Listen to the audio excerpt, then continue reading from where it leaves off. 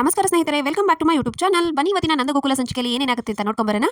ಅದಕ್ಕೂ ಮುಂಚೆ ಯಾರೇ ನನ್ನ ಚಾನಲ್ನ ಸಬ್ಸ್ಕ್ರೈಬ್ ಮಾಡದೆ ನೋಡ್ತಾ ಇದ್ದೀರಾ, ಪ್ಲೀಸ್ ಸಬ್ಸ್ಕ್ರೈಬ್ ಮಾಡಿ.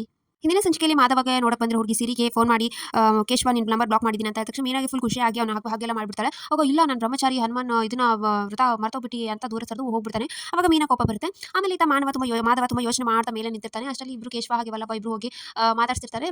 ಅಮೂಲ್ಯ ಕೂಡ ಹೋಗಿ ಮಾತಾಡ್ತಾಳೆ. ಏನೇ ನಿಂದು ಮಾತಾಡ್ತಿರ್ತಾನೆ ನೀನೇನು ಅಂತ ವಲ್ಲಭ ಬೈತಾನೆ. ಆದ್ರೂ ಒಳ್ಳೆ ಬೈತೀವೋ ಅಂತ ಹೇಳಿ ಮಾಧವ ಹೇಳ್ತಾನೆ. ಹೌದು ಬಾವ, ನಿನ್ನಂತ ಒಳ್ಳೆ ಮನಸ್ಸಿಗೆ ಒಳ್ಳೆ ಹುಡುಗಿನೇ ಸಿಗಕ್ಕೆ ಇಷ್ಟು ಡಿಲೇ ಆಗ್ತಿದೆ. ಯೋಚನೆ ಮಾಡಬೇಡಿ ಭವ, ಎಲ್ಲ ಒಳ್ಳೇದಾಗುತ್ತೆ ಅಂತ ಹೇಳ್ತಾಳೆ. ಒಪ್ಪ ಇಷ್ಟು ದಿನಕ್ಕೆ ಒಂದು ಒಳ್ಳೆ ಮಾತಾಡಿದಾಳೆ ನೋಡಿ ಇವಳು ಅಂತ ವಲ್ಲಭ ರೇಗಿಸ್ತಿರ್ತಾನೆ.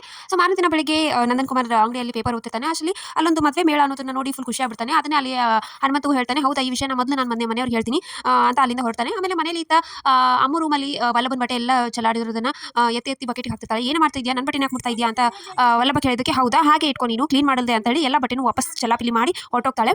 ಈತ ನಂದನ್ ಕುಮಾರ್ ಮನೆಗೆ ಬಂದು ಪೇಪರ್ ತೋರಿಸಿ ಎಲ್ರಿಗೂ ಹೇಳ್ತಾನೆ. ಹಿಂಗೆ ಉದ್ಯೋಗ ಮೇಳಿದೆ ಅಂತ ಎಲ್ಲರೂ ಹೇಳಿದ ತಕ್ಷಣ ಮೀನಾ ಅದೇನು ನೋಡಮ್ಮ, ಅದೇನೋ ರಿಜಿಸ್ಟರ್ ಮಾಡ್ಕೋಬೇಕಂತೆ ಮಾಡು ಅಂತ ಹೇಳಿದ ತಕ್ಷಣ ಮೀನಾ ನಂಬರಿಗೆ ಕಾಲ್ ಮಾಡಿ ರಿಜಿಸ್ಟರ್ ಮಾಡ್ತಾಳೆ. ಅವಾಗ ಮಾಧವನ್ ನೋಡ್ತಾರೆ. ನನಗೆ ಇವೆಲ್ಲ ಬೇಡ ಅಂತ ಹೇಳಿದಿನಲ್ಲಪ್ಪ, ಇನ್ನೊಂದ್ಸರಿ ಈ ಥರ ಅಂದರೆ ನಿನಗೆ ಬಾರಿಸ್ಬಿಡ್ತೀನಿ ಅಂತ ನಂದನ್ ಕುಮಾರ್ ಬೈದು ಹೊರಟೋಗ್ತಾನೆ.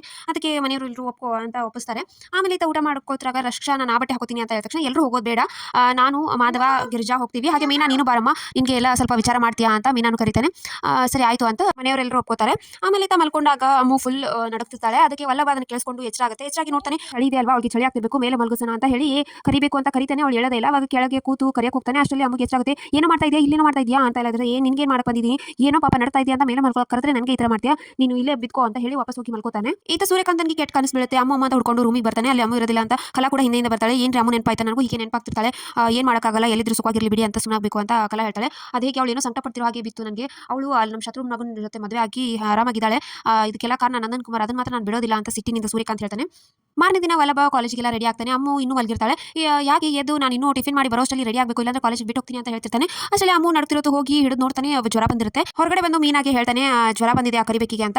ಹೌದಾ, ಏನಾಯ್ತು ಅಂತ ಗಿರಿಜಾ ಫುಲ್ ಶಾಕಿಂದ ಹೊರಡ್ತಿರ್ತಾಳೆ. ಅಷ್ಟರಲ್ಲಿ ಮೀನಾ ಸನ್ನೆ ಮಾಡಿ ಆ ಮಾವ ನಿಮ್ಮನ್ನ ಕರಿತಾ ಇದ್ರಲ್ವಾ ಅಂತ ಹೇಳಿ ಕಳಿಸ್ತಾಳೆ. ಆಮೇಲೆ ಮೀನಾ ಹೇಳ್ತಾರೆ, ಅದಕ್ಕೆ ನೀವಾದ್ರೂ ನೋಡ್ಕೊಳ್ಳಿ ಅವಳ ಅಂತ ವಲ್ಲಭ ಮೀನಾ ಹೇಳ್ತಾನೆ. ಅಪ್ಪ ನನಗಂತೂ ಇವತ್ತು ಮದುವೆ ಮೇಳ ಇದೆ, ಹೋಗಬೇಕು, ಹಾಗೆ ನನ್ನ ಆಫೀಸ್ ವರ್ಕು ಇದೆ, ನಾನು ಹೋಗ್ತೀನಪ್ಪ ಅಂತ ಮೀನಾ ಕೂಡ ಹೊರಟೋಗ್ತಾಳೆ. ಆಗ ವಲ್ಲಭ ಆ ಕರಿಬೇಕಿಗೆ ನಾನು ಸೇವೆ ಮಾಡಬೇಕು, ಆಗಲ್ಲ ನಾನು ಕಾಲೇಜ್ ಹೋಗ್ತೀನಿ ಅಂತ ಹೊರಡ್ತಿರ್ತಾನೆ. ಅಷ್ಟರಲ್ಲಿ ಮತ್ತೆ ಯೋಚನೆ ಮಾಡಿ ಕಾಲೇಜ್ ಬ್ಯಾಗ್ ಬಿಸಾಕಿ ನಿಂತಿರ್ತಾನೆ. ಸೊ ಇಷ್ಟಿತ್ತು ಇವತ್ತಿನ ಸಂಚಿಕೆ. ವಿಡಿಯೋ ಇಷ್ಟ ಆಯ್ತು ಅಂದ್ರೆ ಸಬ್ಸ್ಕ್ರೈಬ್ ಮಾಡೋದನ್ನ ಮರಿಬೇಡಿ. See you in the next vlog. Bye.